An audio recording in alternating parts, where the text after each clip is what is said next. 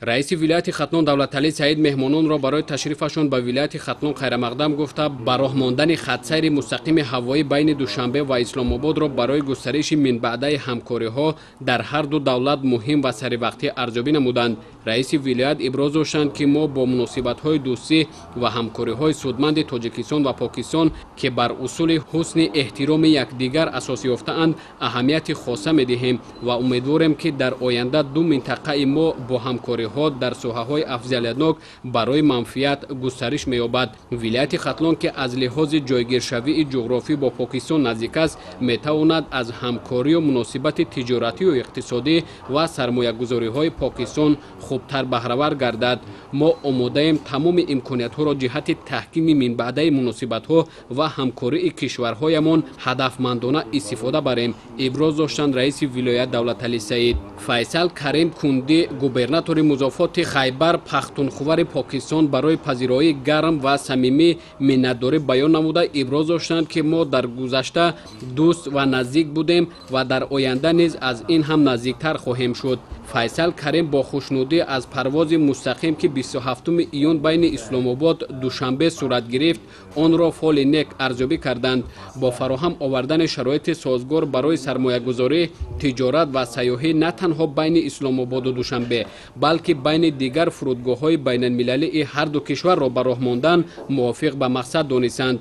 мо бо ин сафарамон ба Тоҷикистон аллакай аз минтақаҳои тамошобоб ва манзараҳои дилфиреби кишвари сабзу офтобии шумо маълумот пайдо кардаву ошно шудем. ҳамасола аз Покистон ҳазорон нафар ба дигар кишварҳо, аз ҷумла Туркияву Озарбойҷон, барои тамошо ва истироҳат сафар мекунанд. маконҳои дилфиреб ва нотакрори кишвари Тоҷикистон аз он кишварҳо камӣ надорад. мо бо қаноатмандӣ гуфта метавонем, ки дар оянда бо равобити густурда садҳо нафар аз гӯшаву канори Покистон ба Тоҷикистон барои сайру саёҳат ташриф хоҳанд овард. меҳмонон ҳамчунин ба энергияи сабзи Тоҷикистон ва маҳсулоти кишоварзии аз ҷиҳати экологии тозаи Хатлонзамин мароғ зоҳир карданд. гуфта шуд, ки мо ҳанӯз ҳам ба энергияи сабз ниёз дорем. дар оянда бо сармоягузориҳо дар соҳаи энергетика метавон ба рушди ин соҳаи ҳаётан муҳим равнақ бахшид. бо тағйирёбии иқлим ва паёмадҳои хушксолӣ ниёзи мо ба маҳсулоти кишоварзӣ бештар шудааст. бо дастгирии соҳибкорон метавон маҳсулоти зарурии кишоварзиро аз вилояти Хатлон ба минтақаҳои Покистон бештар ба роҳ монем. Файсал Салмон бо итминон иброз доштанд, ки мо имконият ва чизҳоеро, ки мекофтем, дар Хатлони Тоҷикистон дарёфтем ва омодаем, ки дар ҳама самтҳо иҷтимоию иқтисодӣ, сайёҳию сармоягузорӣ равобитро ба тадриҷ густариш диҳем. дар охир раиси вилояти Хатлон Давлаталӣ Саид бори дигар иброз доштанд, ки вилояти Хатлон беш аз 50% маҳсулоти кишоварзии Тоҷикистонро таъмин мекунад ва пахта низ бештар дар шаҳру ноҳияҳои он кишт карда мешавад. аз ин роҳ метавон барои коркарди ашёи хом дар вилоят ва содироти он ба хориҷи кишвар бо дастгирии соҳибкорон заминаи мусоид фароҳам овард. дар оянда ташкили гурӯҳҳои кориро барои азбар кардани таҷрибаи якдигар дар соҳаҳо ва иштироки сармоягузорону соҳибкорон дар форумҳои сатҳи байналмилалиро мувофиқ ба мақсад донистанд. Файсал Карим Кунди, губернатори музофоти Хайбар Пахтунхувари Покистон, пас аз мулоқот бо раиси вилоят дар толори сарраёсати молияи вилоят бо соҳибкорони хатлонӣ суҳбат намуданд.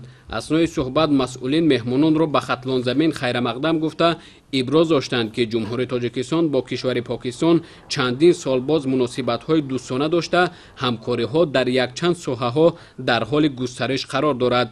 меҳмонон низ аз ба мувофиқа расидани роҳбарияти вилояти Хатлон ва масъулини музофоти Хайбар Пахтунхувар барои тақвияти робитаҳо дар соҳаҳои туризм ва сармоягузорию тиҷоратӣ изҳори миннатдорӣ намуданд. гуфта шуд, ки дар шароити кунунӣ бояд чунин шароити созгорро соҳибкорони ҳар ду кишвар самаранок истифода баранд, зеро имрӯз маҳсулоти кишоварзие монанди пиёз, меваҷот ва полезиҳо дар Покистон талаботаш зиёд аст, метавон содироти инро бештар кард. дар идома роҷеъ ба дигар масъалаҳо сармоягузорӣ, рушди соҳаи сайёҳӣ ва дастгирии ҳарчи бештар ба энергияи сабз мароғ зоҳир карда шуд. интизор меравад Файсал Карим Кундӣ, губернатори музофоти Хайбар Пахтунхвари Покистон, бо ҳамроҳонаш аз якчанд хоҷагиҳои деҳқонӣ, боғпарварӣ ва маконҳои диданбоби шаҳру ноҳияҳои вилояти Хатлон дидан хоҳанд кард.